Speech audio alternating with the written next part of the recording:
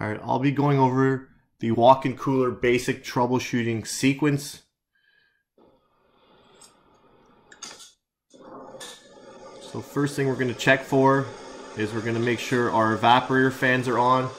This is really important for the schematic breakdown. It's a visual cue. Next, we're going to make sure our evaporator coil is not built up with ice. This one's dirty. I will be cleaning it, but there's no ice buildup. We can move on. So as soon as my disconnect switch is turned on, I get power directly to my fan motors from terminals 4 on L1, and then my neutral side is going to be fed from the F. Okay, this is very important because if 4 and F have power,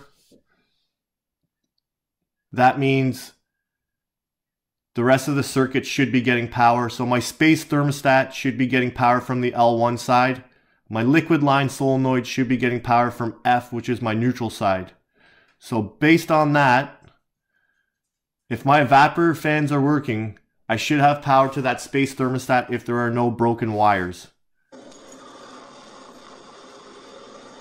So right here is my thermostat. I do not want to open that up and test it. It's a little bit of a pain, okay? And here I'm going to test my solenoid with my magnetic field detector. My solenoid does have power. So in this case, I'm getting power to my thermostat.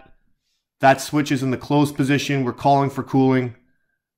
My L1 side is complete to the circuit, and then my neutral side is also complete. So based on that, we didn't even have to take our meter out to test everything downstairs in the box. Now that doesn't mean the liquid line solenoid is opening completely, but we do have power to it. Okay, and this is extremely important. So you want to look for the visual cues. Now if I did not have power and my magnetic solenoid was not spinning, I would be looking at that space thermostat and I would be seeing if this is in the open position. If it is, that would mean we have a bad thermostat, and only at this point would I open up the thermostat. Okay, I don't want to have to climb up there behind that shelf, move that shelf just to test that. Okay, next we're going to go up on the roof. So we've checked everything downstairs. Okay, the first thing we're going to check is for incoming power on all 3 phases. So L1 to L2, L2 to L3, and L3 to L1. On this keep right unit, it's checked right at the contactor. Okay, so next I'm going to study my schematic. So I have 3 loads that I'm looking at. The compressor, condenser fan number 1, condenser fan number 2. Okay, this is very important to know what they have in common because once again, you want your visual cues. Okay, the visual cues are very important. You want to test the least amount of points possible. Okay, when you're starting out and you're just doing basic troubleshooting, yeah, you want to test point to point. As you get better at troubleshooting electrically, you test the least amount of points possible and you spend more time looking at the schematic. So in this case, all 3 legs of the compressor going to the contactor.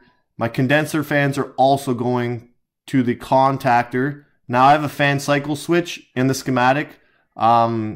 Up here, we're in Canada, where we're at, we don't really use fan cycle switches. We have headmaster control. Okay, so we're all connected to the contactor. So that's where I'm going to focus all my attention. Okay, so if I see my condenser fans running and my compressor's not running, I'm pretty sure I know the problem's going to be in that start components of that compressor. In this case, it will be the overload. Okay, so now I'm going to focus in on the contactor. Okay, if my contactor is not pulling in, I'm going to go find my contactor coil. I'm going to test the contactor coil for 208. If I have 208 and my plunger's not pulling in on that contactor, my contactor's bad. Now, if I don't have 208, I need to troubleshoot both sides of the contactor coil. Okay, so there's 2 sides. So there's the blue side or the L3 side. This one's very easy to troubleshoot. Okay, all you have to do is go from your right side of the contactor coil or your L3 side to your L1 on the contactor coil. Okay, if you have 208 here, that means that this circuit is complete. Okay, I don't have to test any more points on here. If it's not complete, I'm coming to this fuse here, and I'm going to test from the fuse to the L1, from the inlet side to the outlet side. If I have power into the fuse and no power out, that means the fuse is bad. Okay, so if I have 208, this blue circuit is good. Okay, I can cancel out that entire line. Okay, next my focus is going to be on the red side. So how I test the red side is I'm going to go from the L3 contactor coil, or sorry, I'm going to go from the L3 contactor, okay, and I'm going to go to the L1 side of the contactor coil. If I have 0 volts there, that's telling me this red line's bad, okay? So I'm going to follow it. I'm going to go point to point. So I'm going to go from this fuse, the first thing, see if the fuse is open or closed. So we do that. That can be tested very easily. You go inlet of the fuse to your L3 to the contactor, then go your outlet. If you have 208 in and out, you go to your low pressure switch. This one is a dual pressure switch. So in this case, I would be going from the low side to the L3. If I have 208 in and I don't have 208 out, that means the pressure switch is open. At that point, I would test across. If I have 208 across, I know the pressure switch is open. Next, I would test the high side of the switch. Okay, same thing. Test that to your L3. And in this case, I don't have an oil pressure switch and I don't have a time delay.